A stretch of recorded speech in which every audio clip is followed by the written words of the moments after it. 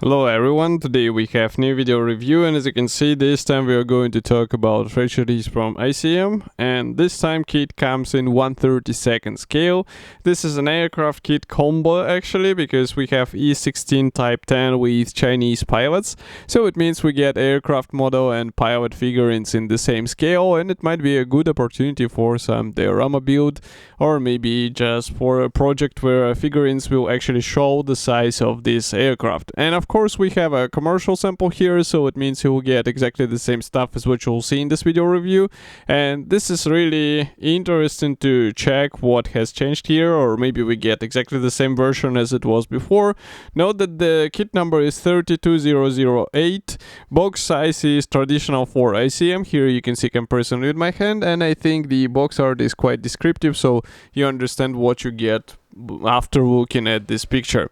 On the side here we have also a history note about the real subject, also the description of the kit, so just give me a second, I will take a look. So we have 114 parts for the aircraft and 27 parts for figurines, and wingspan will be 282 millimeters, so it might be smaller than some 1/72 scale models actually. Here you can see also 3 marking options which are included into this kit. We will talk about them in detail once we will be checking the assembly manual and decals, because they will be provided in form of detailed marking guides inside. And the box packaging, as you can see, is pretty much standard, so you have to cut through the stickers.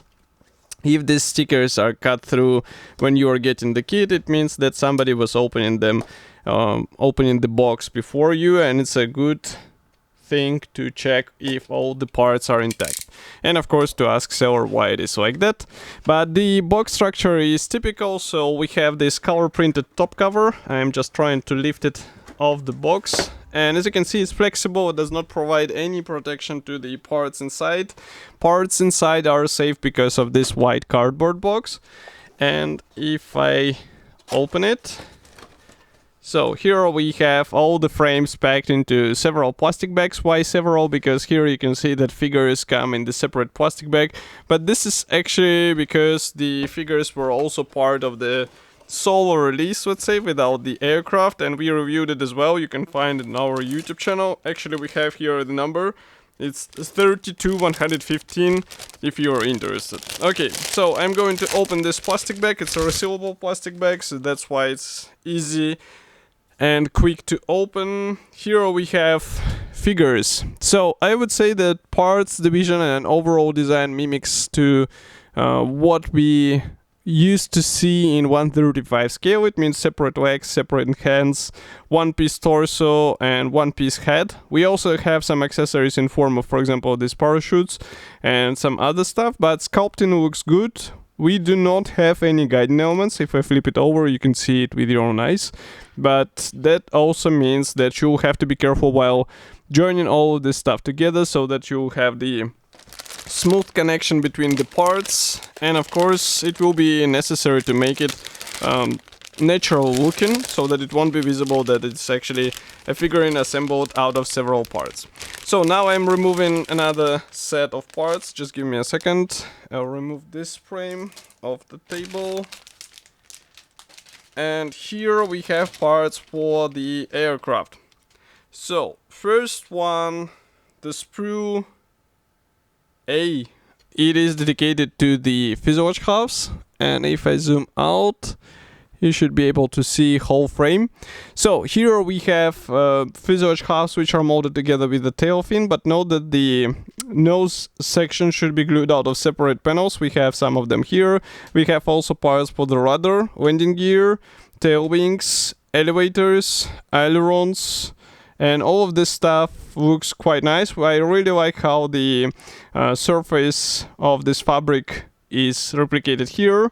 In 1/32 scale, I think it's really important.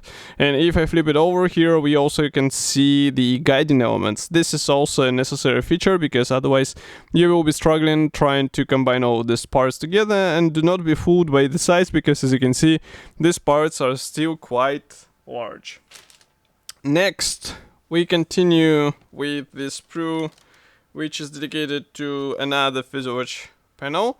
And I guess these are the parts for the Chinese version, so you have to actually use this wing, this cowling parts and this fuselage half, so pay attention to the elements you'll be using.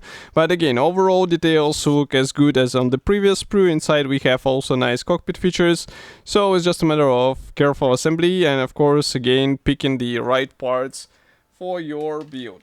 Next we continue with another interesting thing. So unlike some other brands, here ICM included the fully detailed engine out of the box, so you don't have to go for some aftermarket, you get it in the standard package, and the only thing which you can add here is the maybe wiring, maybe something else in terms of such minor features.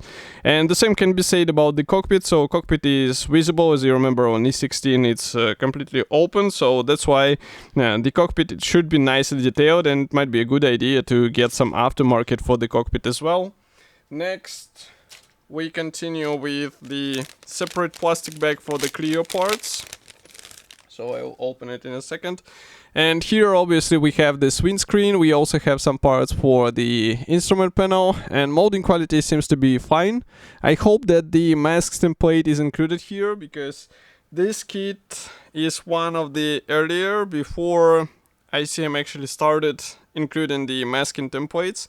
So maybe here we will not get it. In this case you'll have to get the aftermarket mask set, unfortunately. Next, here we have the last gray plastic sprue, so more wing parts, more cowling parts. That's why I was saying it's important to keep track which of those should be actually used in your build. But again, external features look nice. We have also some landing gear parts here, and if I flip it over here you can see some guiding elements for the wing. Okay. Next we have decals hidden in the assembly manual. So these are decals only for the aircraft, nothing for the figures. But here, as you can see, we have all necessary symbols for 3 marking options. We also have decal for the instrument panel, nothing for the seat belts again. So if you would like to have seat belts and it's necessary on this aircraft, I would rather suggest to go with some aftermarket. Next we have first assembly manual. There are several of them actually. Here you can see the assembly manual for the pilots in 1/32 scale, as you remember. So first we have the parts map and paint chart here, and if I flip it over, here you can see the marking guide for all 3 guys. Obviously you do not have to use all 3 of them at once, and that might be actually a handy thing for modelers who like to keep some items for the future builds.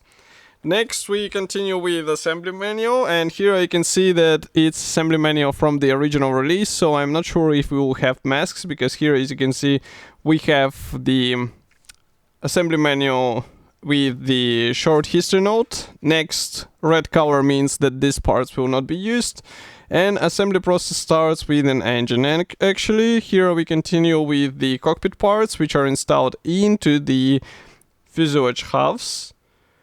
And then we continue with more parts here and there. I'm just checking how it will be detailed. So as you can see, we then enclose it in between fuselage halves and install it onto the wing. Here you can also decide whether you would like to have the open or closed cockpit. And then we continue with the tail fairing, also the engine.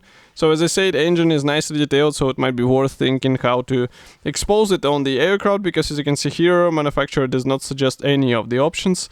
We install the front windscreen, landing gear, and that's pretty much all. So no masking guide, that's why I would suggest to get some aftermarket decals. Next we continue with the first marking option from 1919, and actually 1939, sorry.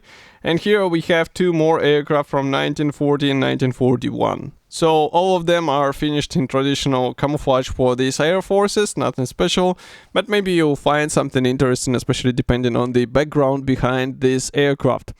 And whole kit, whole combo should be already available on Modelimax webshop. Of course, I'll be happy to hear your opinion about this release. Do not forget to write it here in the comment section below. If you like this video, press the like button and subscribe to our YouTube channel, and I will see you in the next video review as usual. Thank you for joining me today, and bye.